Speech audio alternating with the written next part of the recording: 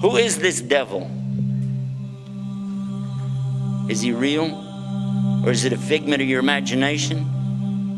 Or is it just something in philosophy? According to the Quran, he's very real. Substance is real, you just don't see it.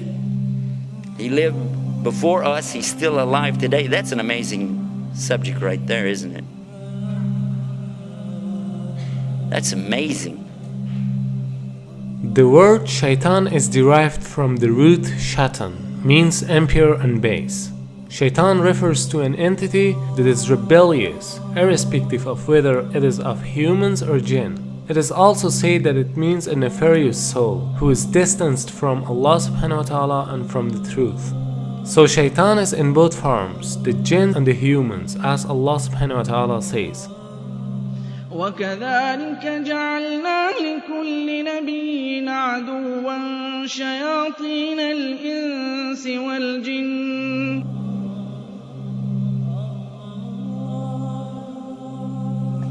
Now what is this about the jinn? Why do you have to believe in that? Well, they're part of something called al-ghaib. Al-ghaib means the things you don't see, the unseen. You agree and I agree, we don't see Allah. Okay, so he's in the ghaib, the unseen. We agree there are angels and you don't see them. They're in the ghaib, unseen, made out of light. And now the jinn, and we don't see them. They're also in the ghaib. They're made from a fire which has no smoke to it. And if fire has absolutely nothing like smoke to it, or that it could be that you don't see that either. There's heat that you don't actually see, isn't that true? The both kind of shayateen are trying to lead people to evil deeds. The jinn kind of them are whispering to your hearts so that you can't see them or hear their whispering. And the human kind of them are whispering to your hearts in a way that you can see and hear but not realize it as whispering. And he can be anyone, even a friend of you who suggests you for drinking alcohol or any other kind of evil deeds. As far as the question is concerned with Iblis, it should be noted that Shaitan is a common noun, whereas Iblis is a proper noun. Iblis is also from among the jinn, who was the first creature that disobeyed Almighty Allah's command. We don't see the jinn, but we said that they have choices. And they were making choices even before Adam or human beings were ever created. And their choices were sometimes good, sometimes bad. From them comes the one we call Lucifer or Iblis. And who is that? Who is Lucifer? Who is Iblis? You might say he's the devil, the Satan or Shaitan as he's called in the Arabic language. But actually he started out as a worshipper of Allah. And he was worshiping and praying to Allah and extolling Allah to the extent that Allah raised him up to be even with the angels. Now remember, this guy Iblis is not an angel, but he was worshiping alongside of them because of his ibadah or worship, being so lovely, and Allah raised him up, you see. But then what happened? And this is an important story. So we'll digress from a moment from our beauties of Islam to go into this to get a concept here to understand a big mistake that some people make when they say that he's from the angels. Angels don't make mistakes. They do as they're commanded.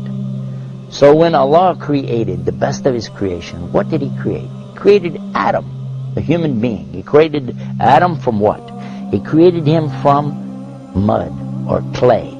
I want to show you what happened after Allah created Adam. Allah ordered all the angels, bow down. And all the angels did because they have to do as they're commanded. And they bowed down. All of them bowed. Except Iblis. He didn't bow down.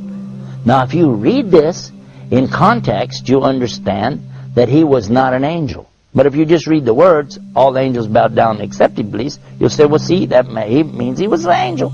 But otherwise, in the Quran we find in other places that Allah said he wasn't an angel, but he was from the jinn, and he's created from a smokeless fire. And that's exactly what he said. You created Adam from mud, but I'm created from something better, from a smokeless fire.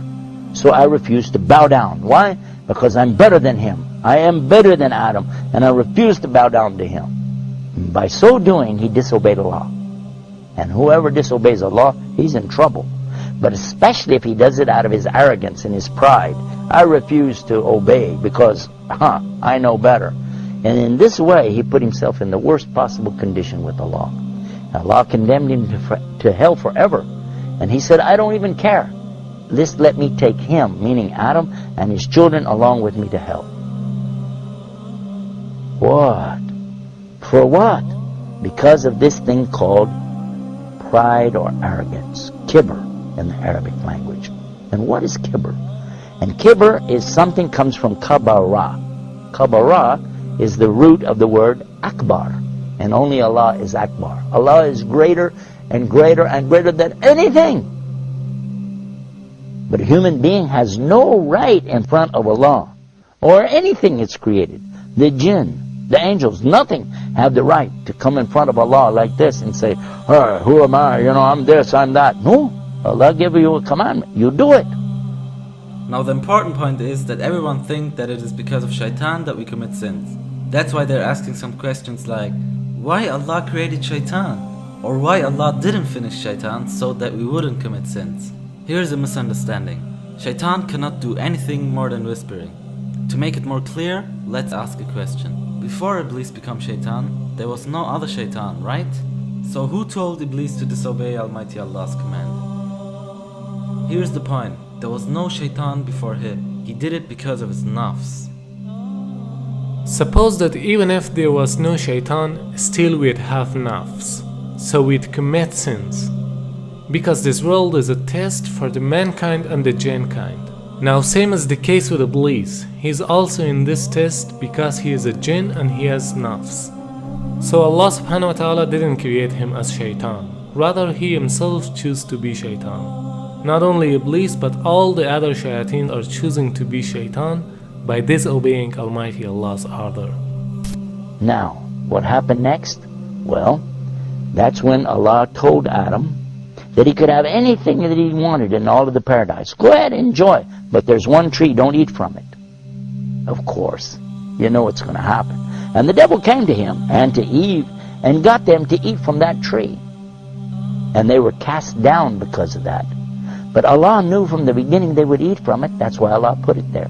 Because this life, and this is the whole reason for me telling you this story, so you can get this one beauty of Islam, to understand this one thing. This life is nothing more than a test. The obvious point is that Iblis was the first of all shayateen. Therefore, he is the leader of them. And all shayateen are tools for this test, even though they are also giving test.